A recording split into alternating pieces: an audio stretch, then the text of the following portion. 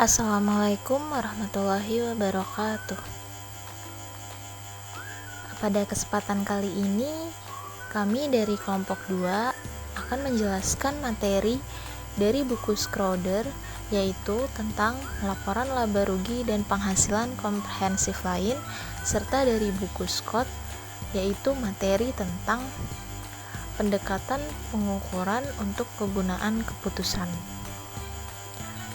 Baik, sebelum masuk ke pembahasan materi, izinkan saya untuk mengenalkan anggota kelompok 2 terlebih dahulu, yaitu ada saya sendiri, Novia Damayanti, dan rekan saya, Aisyah Alika Putri.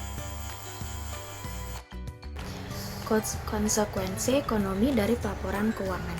Pengukuran pendapatan dan pelaporan keuangan yang juga melibatkan konsekuensi ekonomi, termasuk diantaranya itu yang pertama, informasi keuangan dapat mempengaruhi distribusi kekayaan di kalangan para investor. Yang kedua itu, informasi keuangan dapat mempengaruhi tingkat resiko yang diterima oleh suatu perusahaan. Yang ketiga, informasi keuangan dapat mempengaruhi tingkat pembentukan modal dalam perekonomian dan menghasilkan realokasi kekayaan di antara konsumsi dan investasi dalam perekonomian. Yang terakhir yaitu informasi keuangan dapat mempengaruhi bagaimana investasi dialokasikan antar perusahaan. Oleh karena konsekuensi ekonomi dapat mempengaruhi berbagai pengguna informasi secara berbeda, pemilihan metode pelaporan keuangan oleh FASB dan SEC melibatkan pertukaran atau trade-off. Elemen-elemen laporan laba rugi dan penghasilan komprehensif lain. Statement of Financial Content Concept atau SFAC nomor 8 dari FASB menunjukkan bahwa tujuan utama pelaporan keuangan adalah memberikan informasi keuangan tentang entitas pelaporan yang berguna bagi para investor ekuitas, pemberi pinjaman, dan kreditur lain yang ada saat ini maupun yang potensial terkait pengambilan keputusan atas penyediaan sumber daya bagi entitas.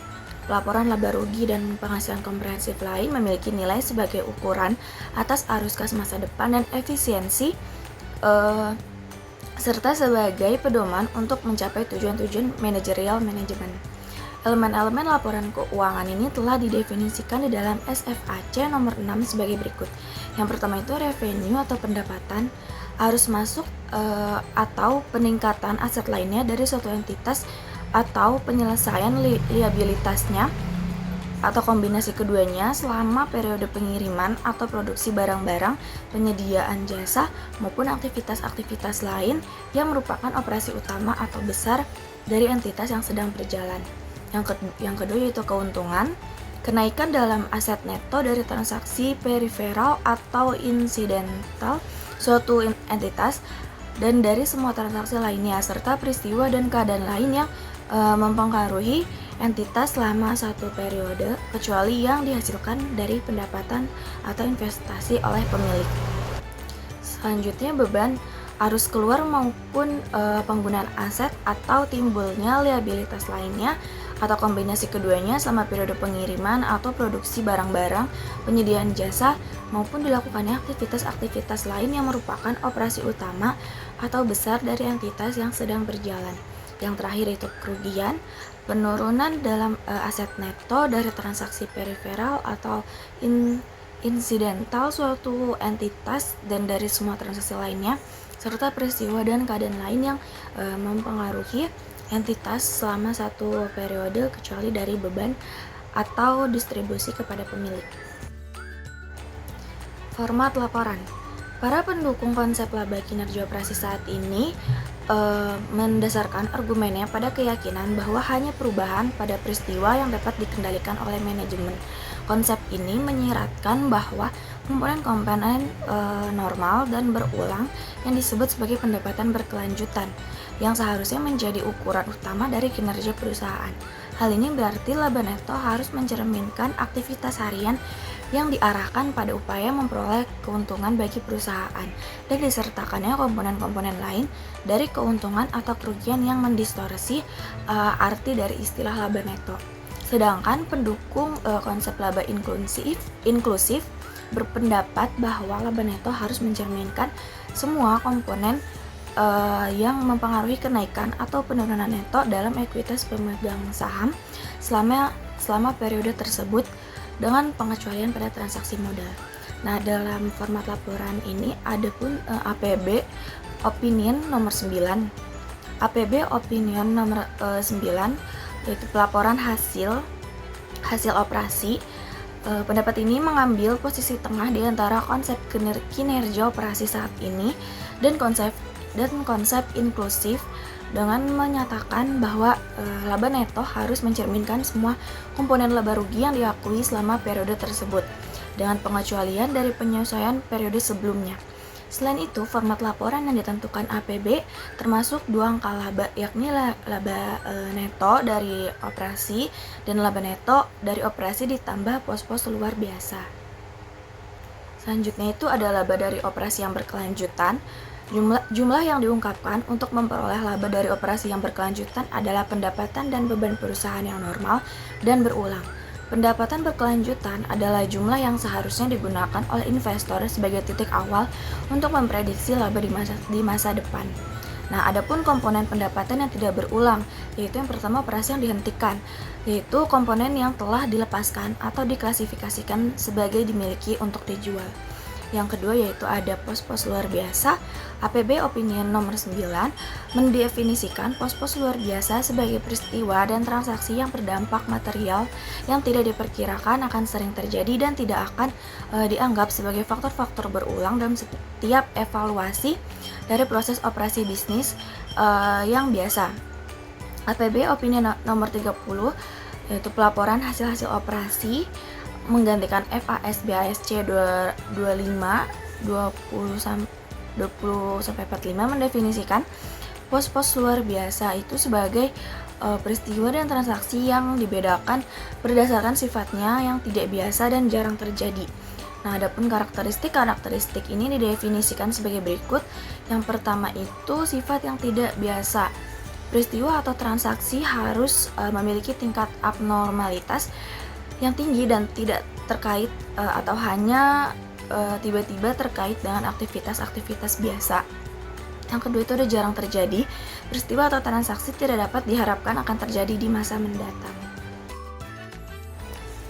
Perubahan akuntansi. APB awalnya mempelajari masalah ini dan menerbitkan temuannya dalam APB Opinion nomor 20 yaitu perubahan akuntansi. Pernyataan ini mengidentifikasi 3 jenis perubahan akuntansi, membahas pernyataan umum terkait kesalahan-kesalahan dalam penyusunan laporan keuangan, serta mendefinisikan perubahan dan kesalahan tersebut sebagai berikut. Yang pertama, perubahan dalam prinsip akuntansi. Jenis perubahan ini terjadi ketika entitas mengadopsi GAAP yang berbeda dari yang sebelumnya digunakan untuk tujuan pelaporan. Yang kedua itu perubahan dalam estimasi akuntansi. Perubahan ini merupakan hasil dari konsekuensi kebutuhan terhadap penyajian secara berkala. Hal ini berarti penyajian laporan keuangan membutuhkan estimasi terkait peristiwa masa depan yang mana estimasi tersebut harus ditinjau secara berkala. Yang ketiga itu perubahan dalam entitas pelaporan.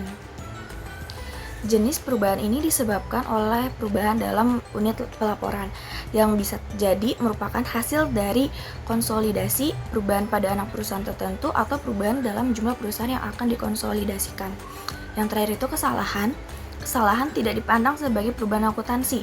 Sebaliknya, hal itu merupakan hasil dari kelalaian atau kekeliruan seperti penggunaan metode akuntansi yang tidak tepat atau kesalahan perhitungan secara matematis. Laba per lembar saham.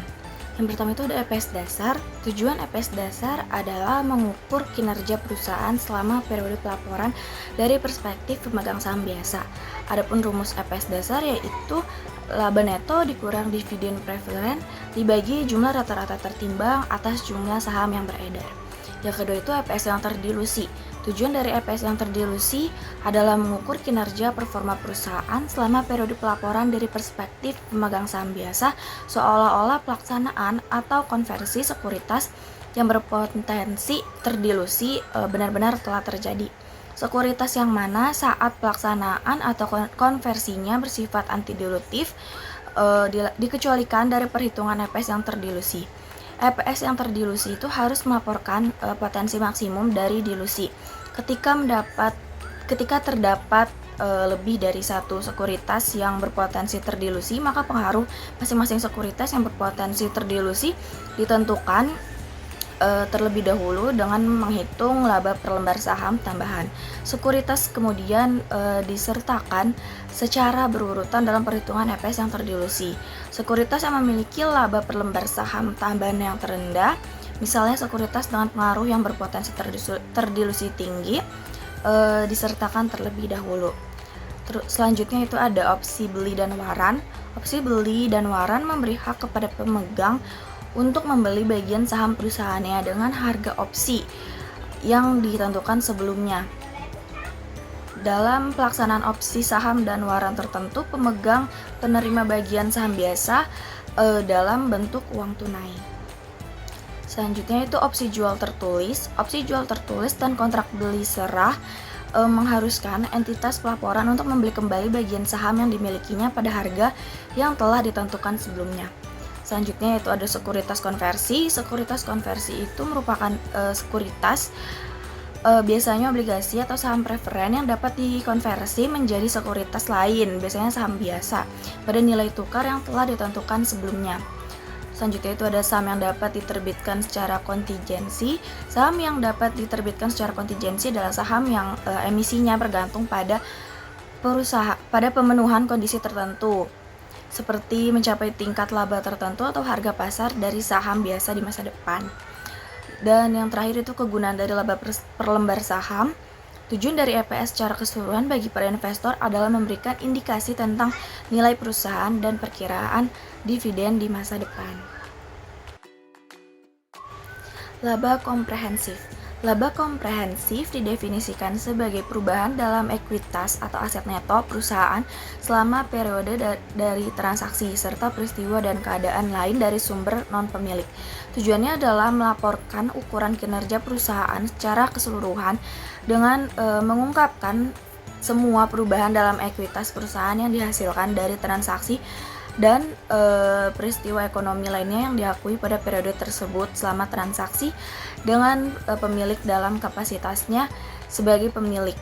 Dalam melaporkan laba komprehensif, perusahaan itu perlu menggunakan teknik pengungkapan bruto untuk klasifikasi-klasifikasi yang terkait dengan komponen-komponen penghasilan komprehensif lainnya selain dari penyesuaian liabilitas pensiun minimum. Ketika menggunakan teknik pengungkapan bruto, penyesuaian reklasifikasi dapat diungkapkan dalam salah satu dari dua cara. Salah satu caranya adalah sebagai bagian dari klasifikasi penghasilan komprehensif lain yang berhubungan dengan penyesuaian tersebut, seperti dalam klasifikasi atas keuntungan dan kerugian sekuritas yang belum direalisasi. Cara lainnya adalah dengan mengungkapkan klasifikasi terpisah yang hanya terdiri atas penyesuaian reklasifikasi, yang mana semua penyesuaian reklasifikasi untuk suatu periode diungkapkan. Selanjutnya itu ada penyesuaian periode sebelumnya. Penyesuaian periode sebelumnya itu termasuk menyesuaikan nilai saldo laba awal dan melaporkan adanya penyesuaian, baik dalam laporan perubahan ekuitas pemegang saham maupun laporan saldo laba yang terpisah. FASB menerbitkan SFAS nomor 16, itu penyesuaian periode sebelumnya, yang mengindikasikan bahwa biaya komponen-komponen laba rugi yang harus dilaporkan sebagai penyesuaian periode sebelumnya, yakni itu yang pertama ada koreksi kesalahan dalam laporan keuangan periode sebelumnya, yang kedua itu penyesuaian yang dihasilkan dari realisasi manfaat pajak penghasilan atas kerugian operasi yang masih dapat dikompensasikan di masa mendatang sebelum akuisisi untuk anak-anak perusahaan yang dibeli. Lalu selanjutnya itu ada inisiatif penyederhanaan. Pada bulan Juni 2014, FASB mengumumkan rencana untuk mengurangi kompleksitas standar akuntansi. Rencana yang disebut sebagai inisiatif penyederhanaan ini termasuk menambahkan proyek-proyek dengan cakupan sempit ke agenda FASB yang telah diidentifikasi oleh berbagai pemangku kepentingan sebagai peluang untuk menyederhanakan GAPP dalam periode waktu yang relatif singkat. Proyek-proyek yang termasuk dalam inisiatif penyederhanaan dimaksudkan untuk meningkatkan atau mempertahankan kegunaan informasi yang dilaporkan kepada para investor supaya mengurangi sejumlah biaya dan kompleksitas dalam pelaporan keuangan. Usulan format untuk laporan laba komprehensif. Usulan ini mengusulkan pengadopsian satu format laporan laba komprehensif yang menggabungkan laporan laba rugi dengan elemen penghasilan komprehensif lainnya, sambil memungkinkan komponen-komponen penghasilan komprehensif lainnya disajikan secara terpisah. Format ini itu mencantumkan subtotal laba bersih dan total laba komprehensif untuk setiap periode. Selain itu, seluruh komponen penghasilan dan beban akan dikelompokkan ke dalam kategori operasi, investasi, dan pendanaan dengan pemisahan line item berdasarkan fungsinya dan sifatnya jika diperlukan untuk meningkatkan kegunaan informasi dalam memprediksi arus kas masa depan. Usulan ini juga itu mempertahankan metode alokasi pajak saat ini. Namun, draft exposure tidak mendukung alokasi beban atau manfaat pajak untuk kategori operasi, investasi, aset pendanaan, atau liabilitas pendanaan karena biaya yang terkait dianggap melebihi manfaatnya. Tidak ada perubahan dalam format laporan yang diusulkan untuk operasi yang diberikan, pos luar biasa, dan perubahan prinsip akuntansi. Panduan terkait komponen-komponen yang harus disertakan dalam laba komprehensif akan dibahas dalam draft exposure terpisah. Nilai laba korporat. Laporan laba rugi dan penghasilan komprehensif lainnya berperan penting dalam memungkinkan pengguna untuk menilai kinerja perusahaan saat ini, meramalkan kinerja masa depan, dan memproyeksikan arus kas yang akan datang. Untuk tujuan analisis dan penilaian terhadap kualitas laba, penting bagi pengguna untuk dapat memahami dan mengidentifikasi komponen pendapatan dan beban yang mungkin akan berlanjut di masa depan, serta yang tidak akan berlanjut. Yang pertama itu sumber pendapatan. Banyak korporasi terbesar memiliki diversifikasi yang tinggi, yang berarti mereka itu menjual banyak produk. Setiap produknya itu memiliki tingkat profitabilitas, pola pertumbuhan yang diharapkan, dan tingkat resiko tertentu. Ketergantungan perusahaan pada pelanggan utama adalah salah satu cara untuk mengukur tingkat resikonya. Fakta harus disampaikan jika pendapatan perusahaan dari satu pelanggan sama dengan atau lebih besar 10% dari pendapatan perusahaan secara keseluruhan. Selain itu, analisis keuangan perusahaan yang terdiversifikasi harus mempertimbangkan bagaimana hal ini berdampak pada berbagai segmen bisnisnya secara keseluruhan. Selanjutnya itu keberlanjutan pendapatan.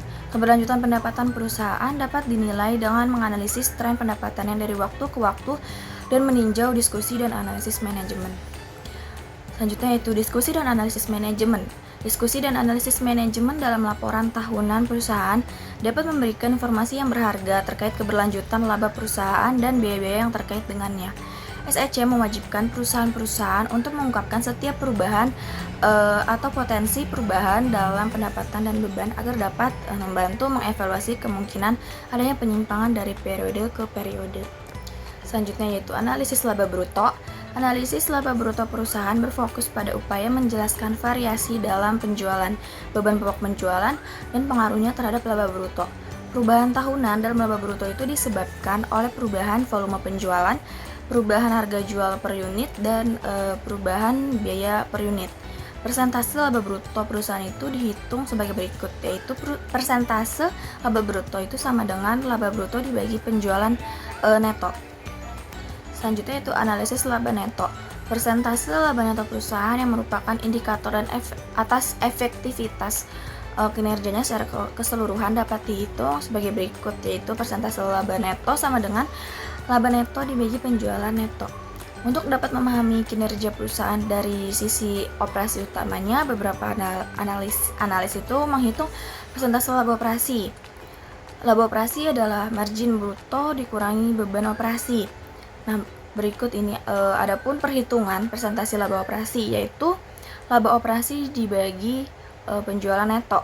Nah, salah satu ukuran yang berguna dalam menilai hubungan antara laba korporat dengan harga saham perusahaan yaitu rasio harga terhadap laba perusahaan yang dapat dihitung sebagai berikut, yaitu rasio harga terhadap laba perusahaan itu sama dengan harga pasar per lembar saham saat ini dibagi laba per lembar saham.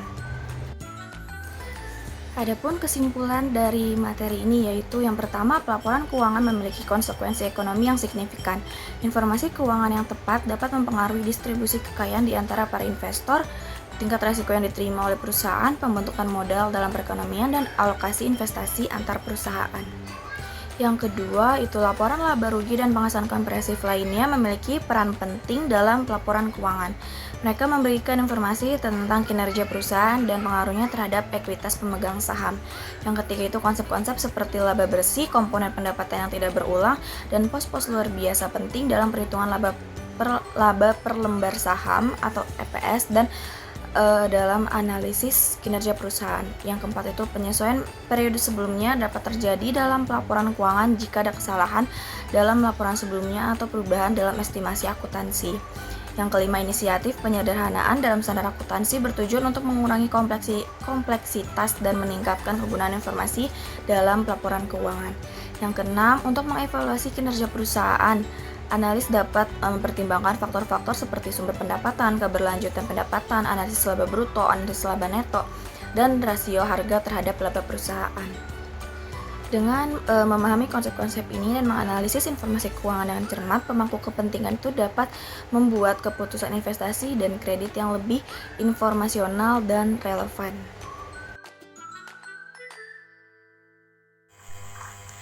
Baik, untuk materi pertama yaitu apakah pasar efek sepenuhnya efisien. Premis dasar dari pertanyaan ini adalah bahwa rata-rata perilaku investor mungkin tidak sesuai dengan teori keputusan rasional dan model investasi yang diuraikan di dalam bab 3. Selain itu, investor mungkin bias dalam reaksi mereka terhadap informasi dibandingkan dengan bagaimana mereka harus bereaksi berdasarkan teorema Bayes. Teori dan bukti psikologis juga menunjukkan bahwa individu seringkali terlalu percaya diri dan melebih-lebihkan keakuratan informasi yang mereka kumpulkan sendiri. Jika kita menyamakan informasi yang dikumpulkan sendiri oleh individu dengan probabilitas sebelumnya dalam teorema Bayes, hal ini berarti bahwa individu yang terlalu percaya diri akan bereaksi kurang terhadap informasi baru yang tidak dikumpulkan sendiri dibandingkan dengan informasi yang dikumpulkan sendiri.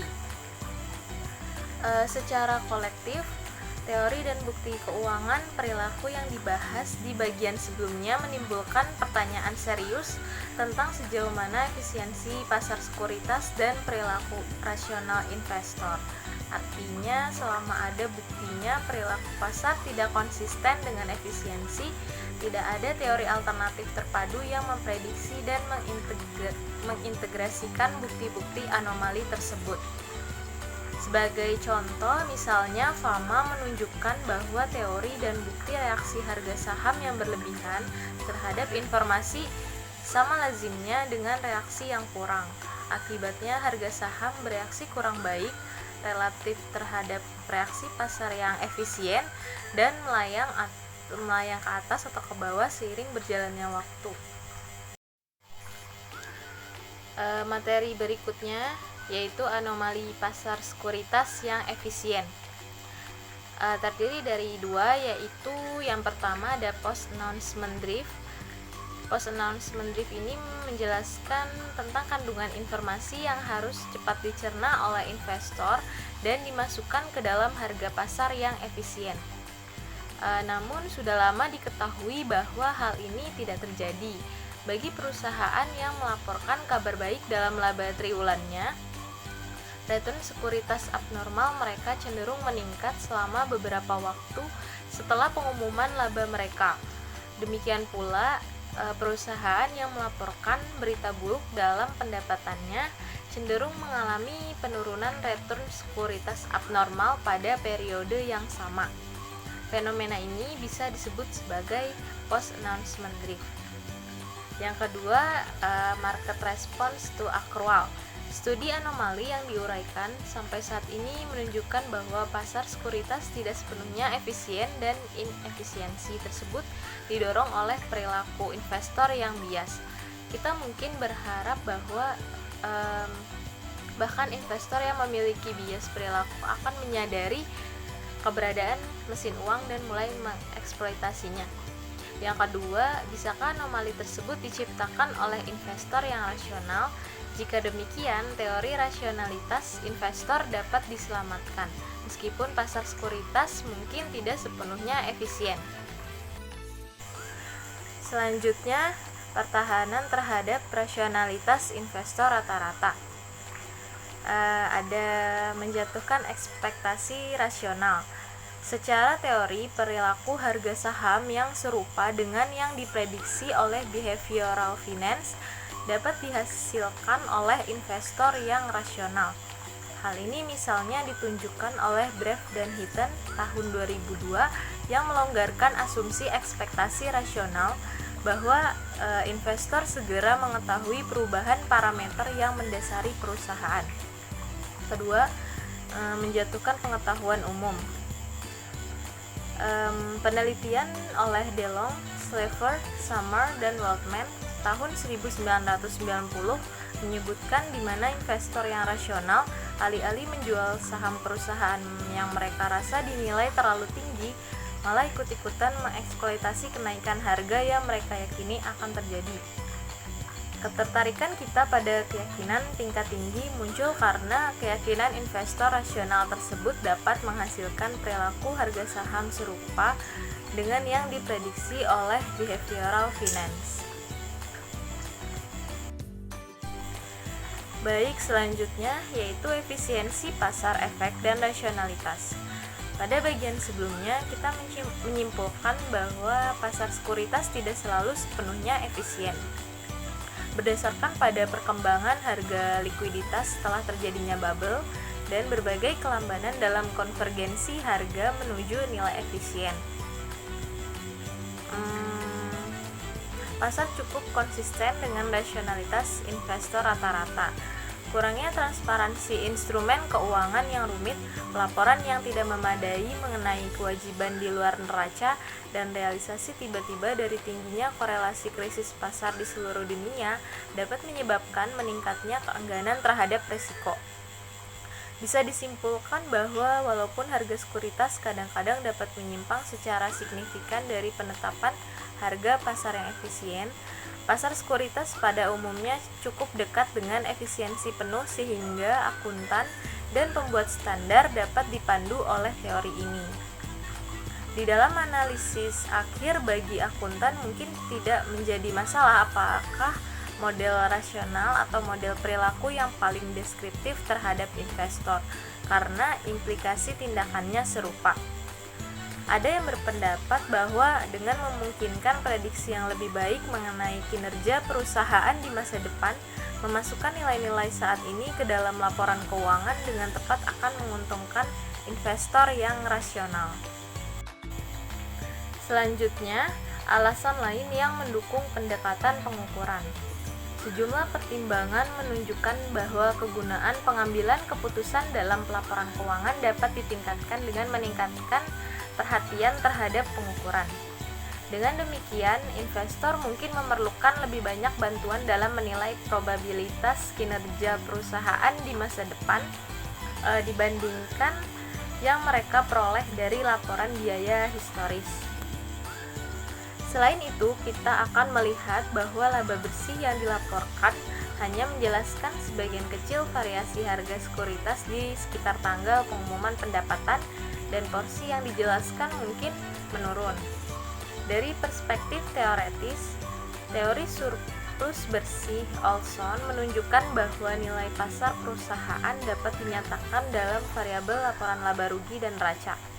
Meskipun teori surplus bersih berlaku untuk semua dasar akuntansi, demonstrasi bahwa nilai perusahaan bergantung pada variabel akuntansi fundamental konsisten dengan pendekatan pengukuran. Yang selanjutnya yaitu rendahnya relevansi nilai informasi laporan keuangan. Relevansi nilai berkaitan erat dengan konsep kualitas laba karena konsep ini menggunakan perubahan harga saham yang tidak normal di sekitar rilis laba untuk mengukur sejauh mana informasi laporan keuangan membantu investor dalam memprediksi nilai perusahaan di masa depan. Dengan demikian, kita dapat yakin bahwa terdapat respon pasar sekuritas terhadap pendapatan dibanding tidak adanya respon. Namun pada saat yang sama kita dapat kecewa karena respons yang diberikan tidak lebih besar dari yang sebenarnya. Sekalipun laporan keuangan merupakan satu-satunya sumber informasi bagi pasar dan kebutuhan yang diakibatkannya untuk mengenali keberadaan noise trader, memberitahu kita bahwa informasi akuntansi tidak dapat menjelaskan semua variabilitas abnormal return. Jika demikian, hal ini menunjukkan bahwa kualitas laba dapat ditingkatkan dengan memperkenalkan pendekatan pengukuran ke dalam laporan keuangan, sehingga dapat mengenali peristiwa yang relevan dengan nilai lebih cepat. Setidaknya bukti rendahnya relevansi nilai laba menunjukkan bahwa masih banyak ruang bagi akuntan untuk meningkatkan kandungan informasi laporan keuangan bagi para investor. Sekian yang dapat kami sampaikan, kurang dan lebihnya mohon maaf. Wassalamualaikum warahmatullahi wabarakatuh.